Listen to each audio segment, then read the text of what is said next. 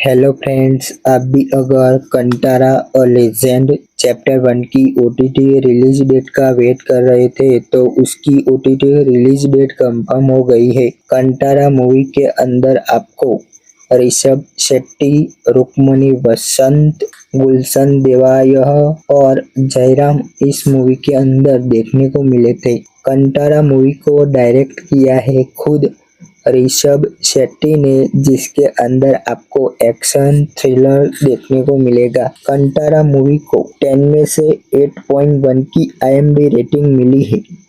Kantara a legend chapter 1 को अगर आप लोग देखना चाहते हो तो इसे आप कंटारा चैप्टर 1 को अगर आप लोग हिंदी में देखना चाहते हो तो इसकी भी OTT रिलीज डेट कंफर्म हो गई है।